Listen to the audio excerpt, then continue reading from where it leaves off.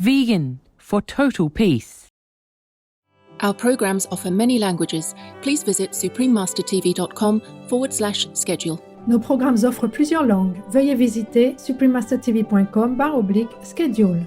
Nuestros programas ofrecen varios idiomas. Visiten suprememastertv.com/schedule. Unsere Sendungen bieten viele Sprachen. Gehen Sie auf suprememastertv.com/schedule. What are time and space? Are they real existences? Please continue watching to find out more.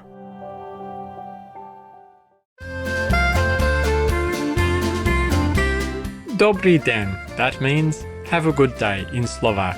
I am Samuel.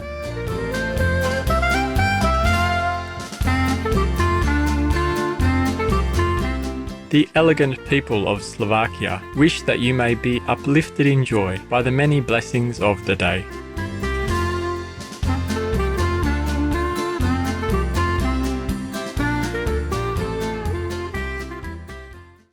Immanuel Kant was one of the most influential German philosophers in modern Western philosophy. His most famous work was in the area of ethics and metaphysics. Kant was born in 1724 into a household that emphasized religious devotion and a literal interpretation of the Bible. From an early age, Kant showed a great aptitude for learning. Although his family wanted him to focus on Latin and religious studies, Kant turned to what he considered the more rational disciplines of philosophy and science. He enrolled at the University of Königsberg in East Prussia, where he studied and eventually taught for his entire career.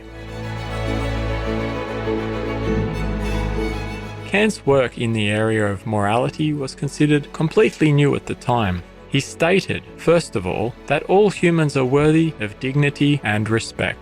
His philosophy also said that motivation, not outcome, is the most important determinant of goodness.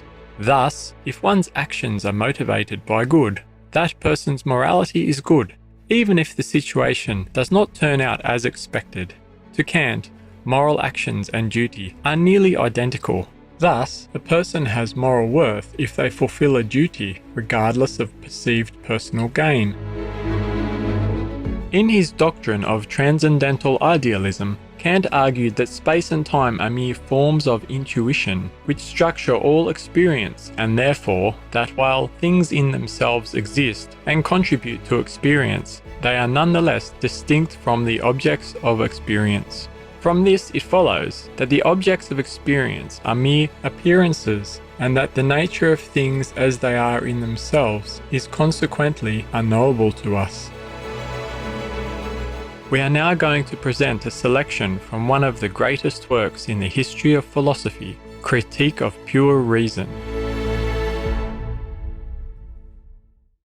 Transcendental Doctrine of Elements. First part, Transcendental Aesthetic. Section 1 of Space, Metaphysical Exposition of this Conception. By means of the external sense, a property of the mind, we represent to ourselves objects as without us, and these all in space. Herein alone are their shape, dimensions, and relations to each other determined or determinable. The internal sense, by means of which the mind contemplates itself or its internal state, gives indeed no intuition of the soul as an object. Yet there is, nevertheless, a determinate form, under which alone the contemplation of our internal state is possible, so that all which relates to the inward determinations of the mind is represented in relations of time.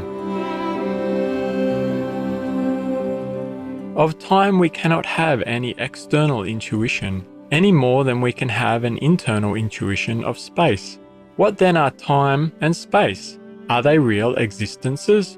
Or are they merely relations or determinations of things, such, however, as would equally belong to these things in themselves, though they should never become objects of intuition? Or are they such as belong only to the form of intuition, and consequently to the subjective constitution of the mind, without which these predicates of time and space could not be attached to any object? in order to become informed on these points, we shall first give an exposition of the conception of space. By exposition, I mean the clear, though not detailed, representation of that which belongs to a conception, and an exposition is metaphysical when it contains that which represents the conception as given a priori, in principle.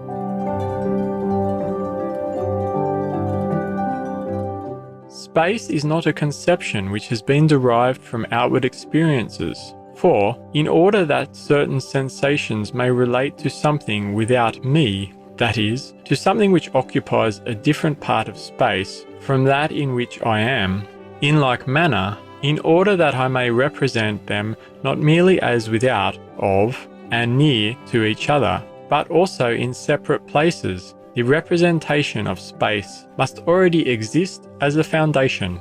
Consequently, the representation of space cannot be borrowed from the relations of external phenomena through experience. But, on the contrary, this external experience is itself only possible through the said antecedent representation.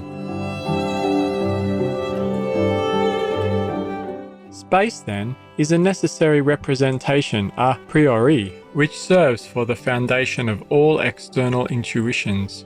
We never can imagine or make a representation to ourselves of the non-existence of space, though we may easily enough think that no objects are found in it. It must, therefore, be considered as a condition of the possibility of phenomena, and by no means as a determination dependent on them, and is a representation a priori, which necessarily supplies the basis for external phenomena. Space is no discursive, or, as we say, general conception of the relations of things, but a pure intuition. For, in the first place, we can only represent to ourselves one space, and when we talk of diverse spaces, we mean only parts of one and the same space. Moreover, these parts cannot antecede this one all-embracing space, as the component parts from which the aggregate can be made up, but can be cogitated only as existing in it. Space is essentially one, and multiplicity in it. Consequently, the general notion of spaces, of this or that space, depends solely upon limitations. Hence it follows that an a priori intuition, which is not empirical, lies at the root of all our conceptions of space. Thus, moreover, the principles of geometry, for example, that in a triangle, two sides together are greater than the third, are never deduced from general conceptions of line and triangle, but from intuition, and this a priori with apodeictic or absolute certainty. Space is represented as an infinite given quantity. Now, every conception must indeed be considered as a representation which is contained in an infinite multitude of different possible representations, which, therefore, comprises these under itself, but no conception as such can be so conceived as if it contained within itself an infinite multitude of representations. Nevertheless, space is so conceived of, for all parts of space are equally capable of being produced to infinity. Consequently, the original representation of space is an intuition a priori and not a conception. Section 1 of Space. Transcendental exposition of the conception of space.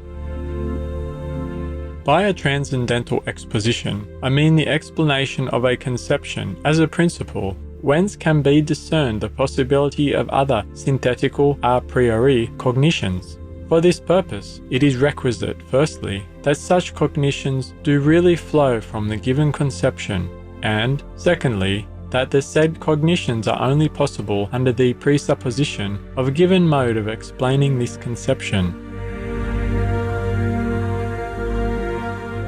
Geometry is a science which determines the properties of space synthetically, and yet a priori.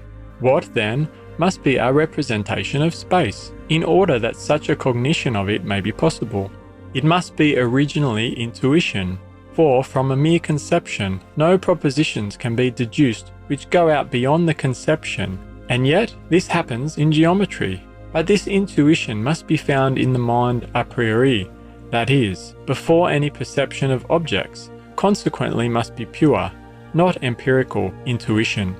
For geometrical principles are always apodeictic, that is, united with the consciousness of their necessity, as space has only 3 dimensions. But propositions of this kind cannot be empirical judgments, nor conclusions from them.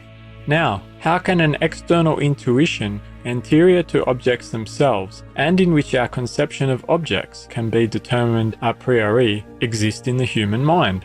Obviously not otherwise than insofar as it has its seat in the subject only, as the formal capacity of the subjects being affected by objects, and thereby of obtaining immediate representation, that is, intuition, consequently only as the form of the external sense in general.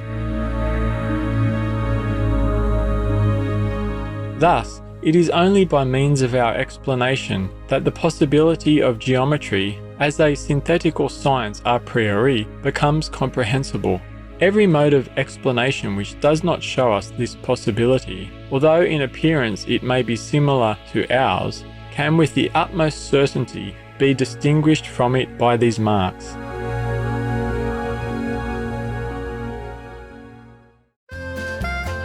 Wonderful viewers, it's been a pleasure to have you with us today on Words of Wisdom. Please join us again tomorrow for part 2 of this program. Coming up next is the Ruwenzori Mountains, Africa's Mountains of the Moon, part 1 of 2, right after noteworthy news. May the peace of your inner nature resonate in joy with the serene music of the celestial spheres. Our programs offer many languages. Please visit suprememastertv.com/schedule and suprememastertv.com/WOW. Heaven is watching. Stop warring.